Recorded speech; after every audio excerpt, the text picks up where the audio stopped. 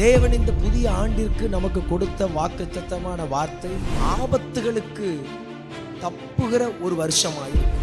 Number 1, எது உங்க வாழ்க்கையில் இன்றைக்கு வரைக்கும் ஆபத்தா இருந்ததோ இனி நீங்க தப்புவிக்கப்பட போவதும் இல்லை. ஆனா ஓடுற உங்க சந்தோஷம் தான் நிலைக்கும்.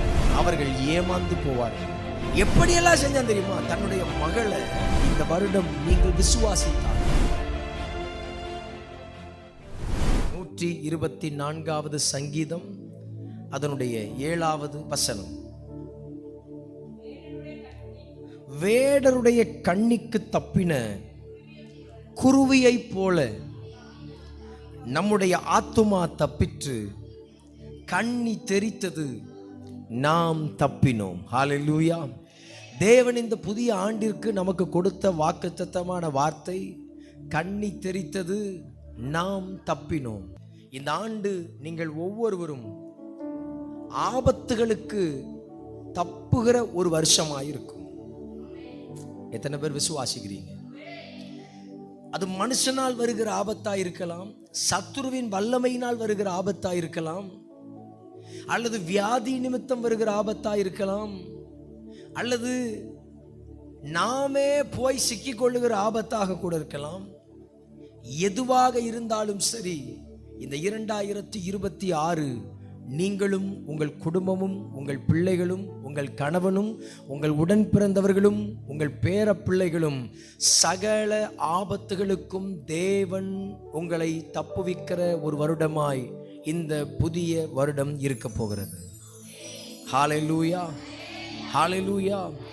கடந்த நாட்களிலே நாம் அநேக ஆபத்துகளுக்கு நாம் தப்புவிக்கப்பட்டோம். ஆனால் இந்த புதிய ஆண்டில் தேவன் ஒன்றை சொல்லுகிறார்.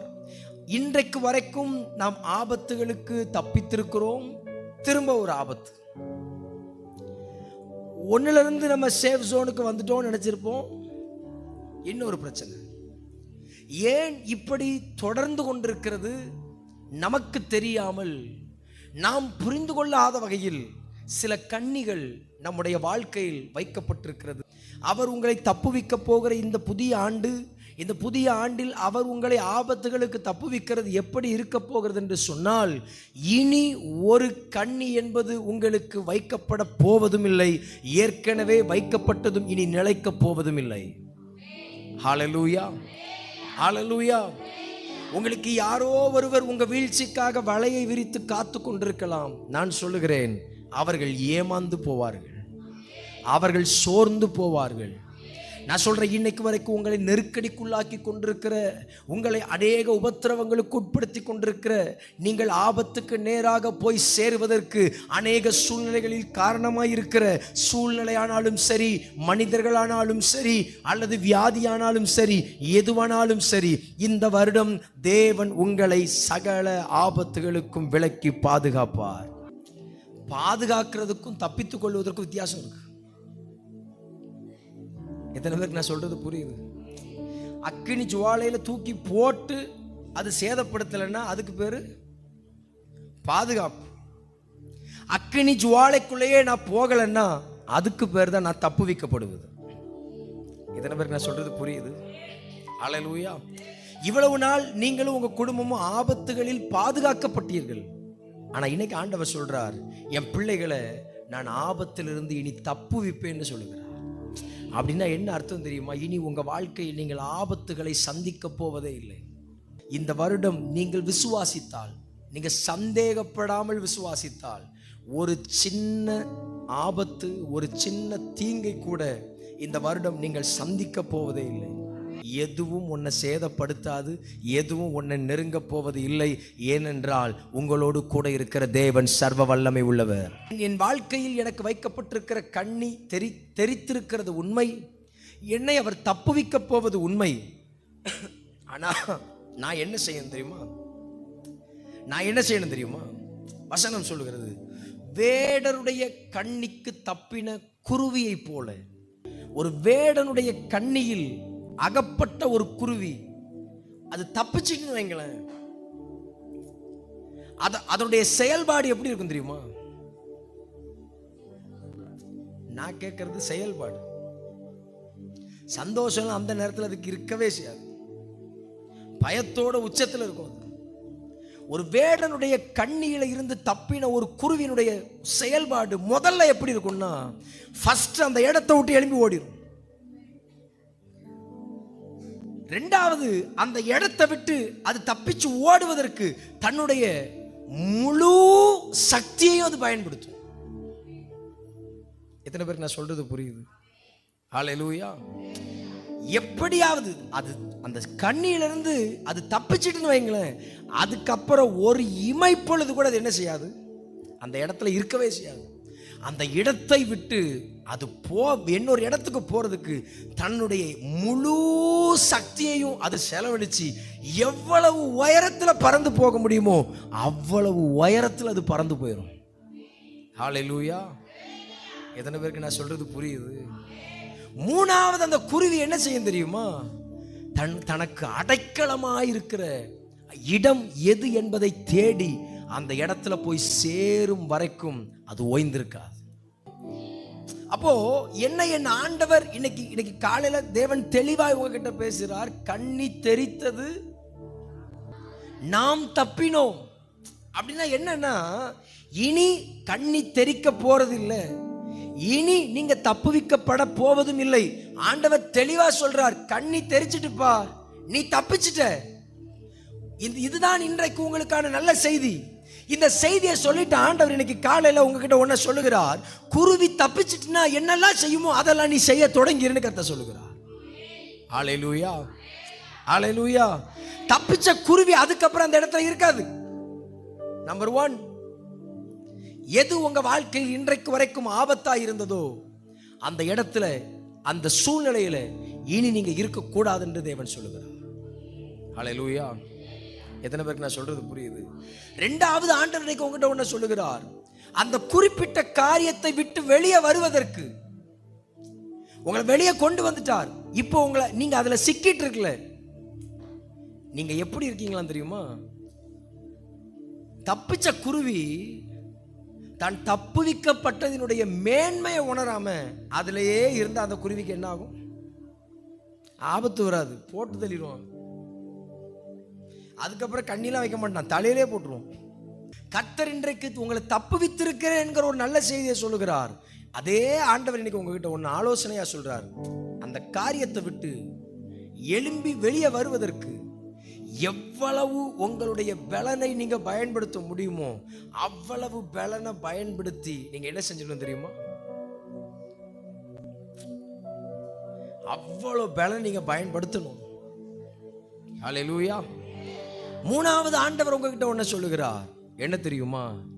அவ்வளவு சக்தியை பயன்படுத்தி பறக்கிற அந்த குருவி தனக்கு ஒரு அடைக்கலத்தை தேடி அதுல போய் அமர்ற வரைக்கும் அந்த குருவி என்ன செய்யாது?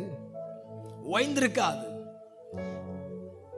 உங்களுக்கான சேஃப் சோன் எதுவோ அதுல போய் நீங்க சேருகிற வரைக்கும் நீங்க ஓய்ந்து விடக்கூடாது என்று தேவன் சொல்லுகிறார். ஹல்லேலூயா, ஹல்லேலூயா. நீங்க ஆரம்பத்திலே சொன்னீங்களே அந்த குருவி எப்படி இருக்கும்? சந்தோஷமா இருக்கும். எப்போ தெரியுமா சந்தோஷமா இருக்கும்? எழும்பி ஓடி சக்தியெல்லாம் பயன்படுத்தி உயர பறந்து அதுக்கான அடைக்கலத்தை தேடி எப்போ அந்த குருவி போய் சேருதோ அப்போதான் அந்த குருவிக்கு அப்பா நம்ம தப்பிச்சிட்டோம் அப்படிங்கிற ஒரு சந்தோஷம் இருக்கும். நான் உங்க முன்பதாக நிறுத்த விரும்புகிற அந்த மனுஷன் தாவீது. தாவீதுக்கு சவுல் நாள் குறித்து வைத்திருக்கிறான் என்பதை அவன் அறிந்த பிறகு அவன் அந்த இடத்துல இருக்கல. பல முறை தாவீது பாதுகாக்கப்பட்டான். சவுலுக்காக தாவீது யுத்தம் பண்ணினதினால் தாவீது அந்த யுத்தத்துல தனி மனுஷன் ஜெயிச்சதுனால என்ன நடந்துச்சுன்னா அங்கிருந்த ஜனங்கள் எல்லாம் தாவீதை புகழத் தொடங்கினார்கள். இந்த புகழ்ச்சி என்ன ஆயிட்டுன்னா சவுலுக்கு எரிச்சலை கொடுத்துச்சு. சவுல் அதுக்கப்புறம் தாவீதை எப்படி பார்த்தானா? காய்மகாரமாய் பார்த்தானா. அப்படின்னா என்ன அர்த்தம்? எப்போ இவனை காலி பண்ணலான்னு பார்த்தான். எப்படியெல்லாம் செஞ்சான் தெரியுமா? தன்னுடைய மகளை, தன்னுடைய சொந்த மகளை தாவீதுக்கு திருமணம் செஞ்சு கொடுத்துட்டு அவன் சொல்றான், அதுக்கு ஒரு நிபந்தனை வைக்கிறான். என்ன தெரியுமா? பெலிஸ்தியருடைய அங்க இருக்கிற ஜனங்களுடைய 100 பேருடைய நுனித்தோலை எனக்கு நீ கொண்டு வா. அவனே என்ன நினைக்கிறான், ஒரு கோலியாத்தை ஜெயிச்சான், 100 பேரை இவனால எப்படி வீழ்த்த முடியும்? இவனுக்கு நோக்கம் தாவீதுக்கு தன்னுடைய மகளை திருமணம் முடித்து கொடுப்பது அல்ல. இவனுக்கு நோக்கம் எப்படியாவது தாவீதை காலி பண்ணிடணும். ஆனா தாவீது போய் இவன் கேட்டது 100, அவன் கொண்டு வந்தது 200. இதெல்லாம் பார்த்ததுக்கு அப்புறம் சவுலால சும்மா இருக்க முடியல. அவன் உட்கார்ந்து இருக்கிற இடத்துக்கு நேராக ஈட்டியை தூக்கி எறிகிறான். அந்த ஈட்டி அப்படியே பறந்து வரும்போது தாவீது அந்த ஈட்டிக்கு தன்னை விலக்கி தன் ஜீவனை பாதுகாத்துக் கொண்டான். அல்லேலூயா, அல்லேலூயா. நம்மில் அநேகர் இத்தனை ஆண்டுகள் இப்படிதான் தப்பிச்சிட்டு இருக்கோம். இதுதான் நான் ஆரம்பத்தில் சொன்னேன், நாம் பாதுகாக்கப்பட்டோம், நாம் பாதுகாக்கப்பட்டோம். நமக்கு நேராக வந்த வார்த்தைங்கிற ஈட்டி, மனுஷனுடைய கரம் என்கிற ஈட்டி, நமக்கு விரோதமாய் செய்யப்பட்ட சூழ்ச்சி என்கிற ஈட்டி, இப்படி பல காரியங்களுக்கு நாம் நம்ம என்ன செஞ்சுக்கிட்டோம், விலக்கி பாதுகாத்துட்டோம். நவுண்ட் அப்படி அப்போ கொஞ்சம் கொஞ்சம் அந்த பக்கம் இந்த பக்கம் நவுண்டு எப்படியோ ஜோம் பண்ணி உருண்டு பிறண்டு எழும்பி ஓடி தப்பிச்சு ஓடிட்டோம். ஆனால் இந்த நாள் தேவன் உங்களிடத்தில் சொல்லுவது என்ன தெரியுமா? ஒரு நேரம் வரும்போது தாவீது ஒன்றை புரிந்து கொண்டான். என்ன தெரியுமா? இன்னைக்கு நான் இந்த இடத்துக்கு போயிட்டேன்னா என் ஜீவனுக்கு பாதுகாப்பு இல்லை அப்படின்னு தீர்மானம் பண்ணிட்டான். இப்போ தான் ரொம்ப நேசித்த யோனத்தானை கூப்பிட்டு தாவீது பேசுகிறான். என்ன பேசுறான் தெரியுமா? அவன் சொல்லும்போது சொல்லுகிறான், உன்னுடைய தகப்பனாகிய சவுல் என்னை கொலை செய்ய வகை தேடுகிறார் அப்படின்னு உடனே யோனத்தான் சொல்றாரு. அப்படிலாம் இருக்க வாய்ப்பு இல்லப்பா, அப்படிலாம் இருக்க வாய்ப்பே இல்லை. இப்ப தாவீது சொல்ற, இல்ல நாளைக்கு அமாவாசை. அப்போ அமாவாசைன்னா அந்த நாளில் ராஜா தன்னுடைய அரண்மனையில் எல்லாரையும் கூப்பிட்டு உட்கார வச்சு ஒரு பெரிய போஜனம் பண்ணுவார். இவன் சொல்றான், நாளைக்கு அமாவாசை இருக்கிறதுனால ராஜா தன்னுடைய வழக்கத்தின்படி இதையெல்லாம் செய்வார். நான் இருக்க வேண்டிய ஸ்தானத்தில் அந்த இடத்துல நான் இல்லாம இருப்பேன்.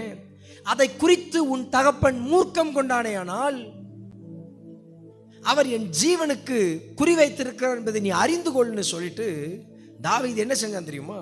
அந்த இடத்துக்கு போகாம தன்னை காத்து கொண்டான். ஹல்லேலூயா, ஹல்லேலூயா. இதை தான் நான் முதல்ல சொன்னேன். ஒரு குருவி வேடனுடைய கண்ணிக்கு தப்பிச்சுட்டுனா முதல்ல அது என்ன செய்யும்னா அந்த இடத்துல இருந்து வெளியே போவதற்கான எல்லா முயற்சியும் அது எடுக்கும். அதை தான் தாவீது தன் வாழ்க்கையில் அவன் முதல்ல செஞ்சான். இதோட சவுல் விட்டுட்டாரான்னு கேட்டா விடவே இல்லை. இப்போ சவுல் தாவீதை என்ன செய்யறார் தெரியுமா? அவன் போற இடத்துல எல்லாம் துரத்துறார். எவ்வளவு ஓடினாலும் துரத்திட்டே இருக்கிறார். இந்த துரத்துகிற நேரத்தில் தாவீது எங்கேயுமே நிற்கவே இல்லை. அல்லேலூயா.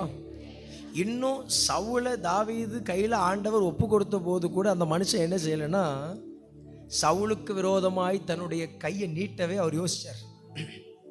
அல்லேலூயா. இப்படிப்பட்ட தாவீது அந்த வனாந்தரத்தில் ஓடும்போது தான் அவர் ரொம்ப நெருக்கப்பட்டார், ரொம்ப ஒடுக்கப்பட்டார். பல கெபிகள்ல பல குகைகள்ல போய் சேர்ந்து எப்படியாவது தன் ஜீவனை அவர் பாதுகாத்துக் கொள்ளணும்னு அவர் நினைக்கிறார். ஆனாலும் சவுல் விடல, துரத்திக்கிட்டே இருக்கிறார். தன்னுடைய ஜீவனை காத்து கொள்வதற்காக, அந்த கண்ணியில திரும்ப அகப்பட்டு விடக்கூடாது என்பதற்காக, சவுல் கையில திரும்ப மாட்டிடக்கூடாதுங்கிறதுக்காக தாவீது தன்னுடைய முழு பலத்தையும் பயன்படுத்தி வனாந்தரத்தில் ஓடிட்டே இருந்தார். கடைசியில் ஒரு நேரம் வரும்போது என்ன நடந்துச்சுன்னா, தாவீதை யார் யாரெல்லாம் பகைத்தார்களோ அவர்களெல்லாம் தாவீதை நேசிக்கக்கூடிய அளவிற்கு தாவீதை தேவன் ஒரு இடத்துல கொண்டு வச்சார். அதுதான் அவனுடைய சிங்காசனம், அவனுடைய ஸ்தானம். அதுதான் தேவன் அவனுக்கென்று நியமித்திருந்த ஆசீர்வாதத்தின் உச்சம். ஒரு தேவனை ஆராதிக்கிற பிள்ளைக்கு எது அடைக்கணும் அப்படின்னா, தேவன் அவனுக்கென்று வாக்குத்தத்தமாய் கொடுத்த அந்த ஸ்தானம் தான் அவனுக்கான அடைக்கலம். யோசேப்பு சகோதரர்கள் மத்தியில் இருக்கும்போது சகோதரர்கள் யோசேப்புக்கு விரோதமாய் செயல்பட்டார்கள்.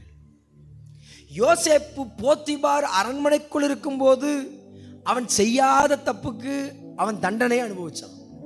சிறைச்சாலையில் இருக்கும் போதும் அவன் நன்மை செஞ்சவங்கெல்லாம் அவனை மறந்துட்டாங்க. இவ்வளவும் நடத்தப்பட்ட யோசேப்பு என்றைக்கு தேவன் கொடுத்த அந்த தரிசனத்தில் போய் உட்கார்ந்தாரோ, அந்த தரிசனத்தில் போய் சேருகிற வரைக்கும் நமக்கு இந்த உலகத்தில் சரியான ஒரு பாதுகாப்பு இருக்குமான்னு கேட்டால் கிடையாது. இப்போ ராஜாவாகிய பார்வோன் யோசேப்பை பார்த்து சொல்றாரு, நான் பார்வோன். என்ன சொல்றாரு? இப்ப நான் ராஜா, நான் தான் பார்வோன். ஆனா இந்த தேசத்தில் இருக்கிற ஜனங்கள் யோசேப்பாகிய உன்னுடைய உத்தரவு இல்லாமல் தங்கள் கையையும் ஆட்டக்கூடாது, காலை அசைக்க கூடாதுன்னு சொல்றார். இதுதான் தேவன் யோசேப்புக்கு வைத்திருந்த ஸ்தானம். அந்த ஸ்தானத்துக்கு போனதுக்கு அப்புறம் யாருமே யோசேப்புக்கு விரோதமா கையை கூட தூக்க முடியாது. ஏன்னா இப்ப எல்லார் கையும் உயர்த்தப்படணும்னு அந்த கண்ட்ரோல் யார்கிட்ட இருக்கு? யார்கிட்ட இருக்கு? அப்படின்னா என்ன அர்த்தம் தெரியுமா? தப்பிச்ச குருவி திரும்ப தன்னோட கூட்டுக்கு போகவே செய்யாது. கூட்டுக்கு போகாது. அது எங்க போகும்னா தனக்கு எது பாதுகாப்புன்னு அது நினைக்குதோ அந்த இடத்துக்கு போயிடும். அல்லேலூயா, அல்லேலூயா. குருவி தான் நினைச்ச இடத்துக்கு போகலாம். ஆனா நீங்களும் நானும் எங்க போகணும்னா தேவன் எனக்கு நியமித்திருக்கிற அந்த ஸ்தானத்துல போய் உட்கார்றது தான் என்னுடைய லட்சியமா இந்த வருஷம் உள்ளா இருக்கணும். ஏன் தாவீது அந்த இடத்துல இல்லாம எழும்பி ஓடினாரு? ஏன் தன்னுடைய சக்தியை தன்னுடைய பலனை எல்லாம் அவர் யூஸ் பண்ணி ஓடினாரு? ஒன்னே ஒண்ணுதான் காரணம். தன் மீது இருக்கிற தேவனுடைய திட்டம் என்ன என்பதை தாவீது நன்றாக அறிந்து வைத்திருந்தான். அல்லேலூயா. நல்லா புரிஞ்சுக்கோங்க. உங்க வாழ்க்கையில் இன்றைக்கு ராத்திரி தேவன் நம்ம கிட்ட சொல்லி இருக்கிறார், நம்மை ஆபத்துகளுக்கு அவர் தப்புவிக்கிற ஒரு வருஷமா இருக்கும்னு. இந்த ஆபத்துகளுக்கு நீங்கள் தப்புவிக்கப்பட வேண்டும் என்று சொன்னால் நீங்க என்ன செய்ய ஆரம்பிக்கணும்னா, தேவன் உங்களை குறித்த திட்டத்துக்கு நேராக நீங்க உங்க வாழ்க்கையை திருப்ப ஆரம்பிக்கணும். இவ்வளவு நாள் நீங்க மனுஷனுக்காக வேலை செஞ்சு வேலை செஞ்சு வேலை செஞ்சு வேலை செஞ்சு உங்க வாழ்க்கையை நீங்க அப்படியே உட்கார்ந்துருக்கலாம். இன்னொரு மனுஷனுடைய உயர்வுக்காக நீங்க அதிகமா ஒருவேளை உழைச்சிருந்திருக்கலாம். யாருக்காக நீங்கள் அதிகம் பிரயாசப்படுறீங்களோ, யாருக்காக நீங்க அதிக நன்மை செய்கிறீர்களோ அவர்கள்தான் உங்களுடைய முதல் சத்துருக்களா இருப்பார்கள். சவுல் தாவீதை பகைக்கிறதற்கான காரணம் என்னது? எங்கேயாவது சவுலை போய் தாவீதை அடிச்சாரா? இல்லை. ஆனா ஏன் சவுல் தாவீதை பகைச்சாரு? எதுக்கு? ஏன் அவனை புகழ்ந்தாங்க? யாருக்காக தாவீது கோலியாத்தை வீழ்த்தினார்? சவுலுக்காக. யாருக்காக நீங்கள் உங்க திறமைகள் அதிகம் செலவிடுகிறீர்களோ, யாருக்காக நீங்க ரொம்ப அதிகமா பிரயாசப்படுகிறீர்களோ, அந்த யாருக்காகங்கிற இடத்துல யார் இருக்கான்னு உங்களுக்கு தெரியும். அந்த யாருக்காகவோ அப்படின்னு உங்க கூட ஆண்டவர் பேசுறாரு, அந்த ஆளுக்காக வேலை செய்யறதை என்னையோட நிறுத்திடுங்க. நிறுத்திட்டு உங்களை குறித்து தேவன் ஒரு திட்டம் வச்சிருக்கிறாரே, அந்த திட்டம் நிறைவேற பிரயாசப்படுங்கள். இதுதான் உங்களுக்கு தேவன் இந்த 1ஆம் தேதி காலையில கொடுக்கிற ஆலோசனை. எத்தனை பேருக்கு நான் சொல்றது புரியுது? ஹல்லேலூயா. ஏங்க இவ்வளவு நாள் நம்ம யாருக்காக வேலை செஞ்சிட்டோம். ஆனா இந்த 2026 நீங்க முழுவதும் தேவன் உங்களுக்கு கொடுத்த தரிசனத்துக்காக மட்டும்தான் நீங்க வேலை செய்யணும். வசனம் சொல்லுகிறது, தண்டில் சேவகம் பண்ணுகிறவன் தன்னை சேவகத்துக்கு அடுத்த காரியங்களில் அவன் என்ன செய்ய மாட்டான்னா ஈடுபடுத்தி கொள்ள மாட்டான். அப்படின்னா என்ன அர்த்தம்னா, எல்லையில இராணுவத்தில் நின்று வேலை செய்யறான் பார்த்தீங்களா, ஒரு இராணுவ வீரன் அவன் தன்னுடைய வேலையை தவிர்த்து வேற எந்த இடத்துலையும் அவன் போய் நிற்க மாட்டான். இந்த வருஷம் உங்களுக்கு தேவன் கொடுத்த திட்டத்திற்காக நீங்கள் செயல்படுவதை தவிர வேறு எதற்காகவும் நீங்கள் செயல்படக்கூடாது. எத்தனை பேர் ஆமென் சொல்றீங்க? எப்போ நீங்க ஆபத்துக்கு தப்புவிக்கப்படுவீர்கள் என்று சொன்னால், எப்பொழுது தேவன் உங்களுக்கு கொடுக்கிற தரிசனத்திற்காக, உங்கள் மேல் அவர் வச்சிருக்கிற திட்டத்துக்காக நீங்கள் வேலை செய்ய தொடங்குகிறீர்களோ, அதற்கு பிறகு உங்களை எந்த ஆபத்து வந்து அண்டவே முடியாது. நான் ஒன்று சொல்றேன், உங்களை நீங்க அப்படி ஆயிட்டீங்கன்னா பரலோகம் உங்களை எப்படி பார்க்க தொடங்கிரும்னா, உங்களை ஒரு மனுஷியா பார்க்காது. எப்படி பார்க்கும்னா, இது பரலோகத்தினுடைய பார்வையில் அதுக்கப்புறம் நீங்க ஒவ்வொருத்தரும் ஒரு தரிசனமா மாறிடுவீங்க. அல்லேலூயா. நீங்க உங்க மேல இருக்கிற பரலோகத்தினுடைய பார்வை ஒரு தரிசனமா மாறிட்டுன்னு வைங்களேன். வசனம் சொல்லுகிறது, ஏசாயா 4:5 கடைசி 2 வரி, கடைசி 2 வரி, மகிமையானவைகளின் மேலெல்லாம் காவல் உண்டாயிருக்கும். என் ஆண்டவருடைய பார்வையில் நான் மகிமையான ஒரு மனுஷனா மாறிட்டேன்னா, மகிமையான மனுஷனா மாறுறதுன்னா என்னது? மகிமையான ஒரு மனிதன் என்று சொன்னால் அவன் யாருன்னா, தன் மீது இருக்கிற தேவனுடைய திட்டத்திற்கு தன்னை அர்ப்பணித்து அதற்காக பிரயாசப்படுகிறவன். இந்த வருஷத்துல ஒரு நாள் கூட ஞானத்தை மட்டும் விட்டுறாதீங்க. தேவன் கொடுத்த ஞானம், தேவன் கொடுத்த அறிவு, அதை மட்டும் எங்கேயுமே நீங்க இழந்துடாதீங்க. அல்லேலூயா. ஏன் அந்த ஞானத்தையும் அந்த அறிவையும் அவர் உங்களுக்கு கொடுத்திருக்கிறார்னா, உங்களை குறித்த அந்த திட்டத்தை நீங்கள் நிறைவேற்றுவதற்காக மட்டும்தான் அவர் கொடுத்திருக்கிறார். அல்லேலூயா. நான் எப்பவும் எல்லா இடத்துலையும் சொல்லுகிற ஒன்று உண்டு, தாவீது சவுலுக்கு பயந்துலாம் ஓடல. ஏன் ஓடினார் தெரியுமா? எப்படி ஓடினார் தெரியுமா? தப்பிதான் ஓடினார். பயந்து ஓடி இருந்தா சவுல் சிக்கும் போது காலி பண்ணியிருப்பார். அப்பவும் போய் சவுலுடைய வஸ்திரத்தின் ஓரத்தை அறுத்து காட்டுறார். இது எதுக்கு அர்த்தம்னா, அவன் பயந்துலாம் ஓடல. நீங்க யாருக்கும் பயந்து ஓடுங்கன்னு ஆண்டவர் உங்கள்கிட்ட சொல்லவே இல்லை. ஏன் ஓடுங்கன்னு சொல்றாருன்னா, உங்களை காத்து கொள்வதற்காக ஓடுங்க. ஏன்னா உங்க மேல இருக்கிற திட்டமும் உங்க மேல இருக்கிற தரிசனமும் அவ்வளவு பெரியது. உங்க மேல அவர் வச்சிருக்கிற பிளான் ரொம்ப பெருசு.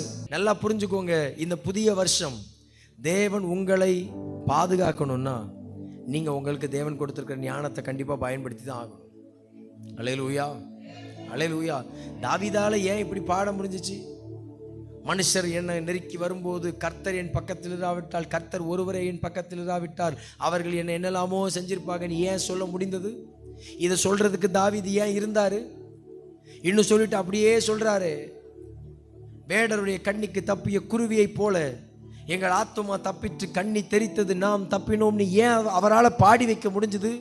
ஒன்னே ஒண்ணுதான் காரணம். தன் மீது இருக்கிற தேவனுடைய திட்டத்தை புரிந்து கொண்டவனாய் தாவீது தான் ஓடுவது வனாந்தரமாகவே இருந்தாலும் அதிலும் இன்பமாய் ஓடிக்கொண்டிருந்தான். அதிலும் அவன் சோர்ந்து போகாமல் ஓடினான். பல சஞ்சலங்கள், பல சூழ்நிலைகள் அவன் வாழ்க்கையில அவன் எதிர்கொண்டிருந்தாலும் தன் மீது இருக்கிற தரிசனமும் திட்டமும் எப்படியாவது நிறைவேற வேண்டும் என்கிற ஒரே ஒரு சிந்தையை எப்போதும் தாவீது தன் சிந்தையில வைத்துக் கொண்டே ஓடினான்.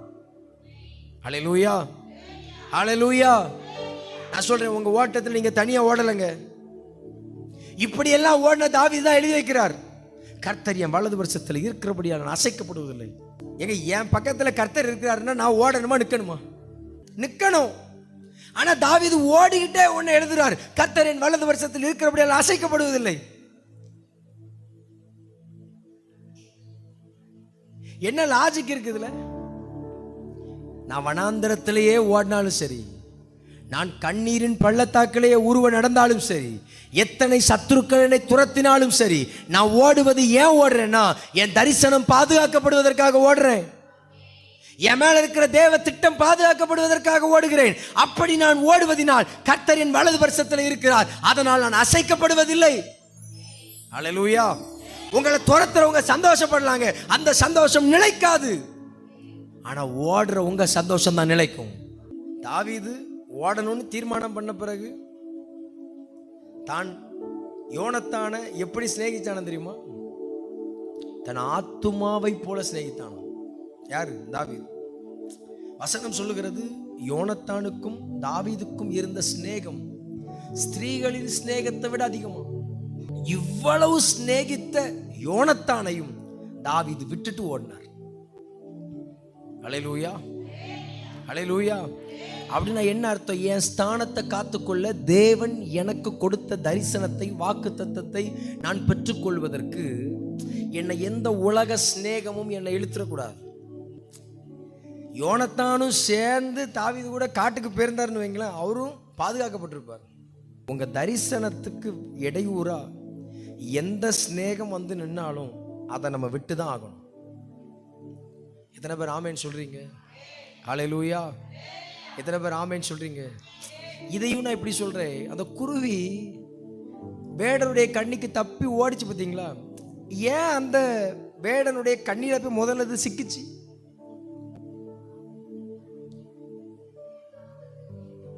ஆபத்துலாம் இல்லை. அது மேல இருந்து பார்க்கும்போது அதுக்கு என்ன தெரிஞ்சிச்சுன்னா, அதனுடைய பசிக்கு தேவையான தானியங்கள் தெரிஞ்சிருக்கும். இப்ப சிக்கிட்டு அந்த வலையில, இப்ப அந்த தானியம் அங்க இருந்துச்சா இல்லையா? இருந்திருக்குமா, இருந்திருக்காதா? அப்ப ஏன் அது வேடனுடைய கண்ணிக்கு தப்பிய குருவியை போல எழுதி வச்சிருக்கிறாரு? தப்பிச்ச குருவி அதுக்கப்புறம் அந்த தானியத்தையும் பார்க்காது, ஒன்னையும் பார்க்காது, தன் ஜீவனை மட்டும்தான் பார்க்கும். அது எவ்வளோ தானியம் கிடந்தாலும் சரி, அது எதை தான் பார்க்கும் தெரியுமா? அப்பா நம்ம ஜீவனை பாதுகாத்தா போதும்டா அப்படின்னு தான் பறக்கும். அதுதான் உலக சிநேகத்தை நாம் விட்டுதான் ஆகணும். இது 2026. ஒவ்வொரு நாளும் எப்படி இருக்கும்னா, நீங்களும் ஆண்டவரும், ஆண்டவரும் நீங்களும், இதுதான் உங்களுடைய அனுபவமாக இந்த வருஷத்தில் இருக்கணும். யாருக்காகவும் எதையுமே இந்த வருஷம் முழுவதும் செஞ்சிடாதீங்க. ஆண்டவருக்காக எதை வேணாலும் செய்யுங்க.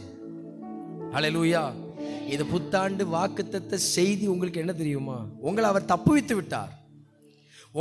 உங்க ஆபத்துகள் எல்லாவற்றிற்கும் அவர் உங்களை நீங்களாக்கி விட்டார். சிம்பிளா ஆண்டவர் சொல்றார், யாருக்காகவும் எதையும் செய்யாத, எனக்காக எதையும் செய்யாம இருக்காதுன்னு கர்த்தர் சொல்லுகிறார். ஹல்லேலூயா. இதை மட்டும் செஞ்சு பாருங்க.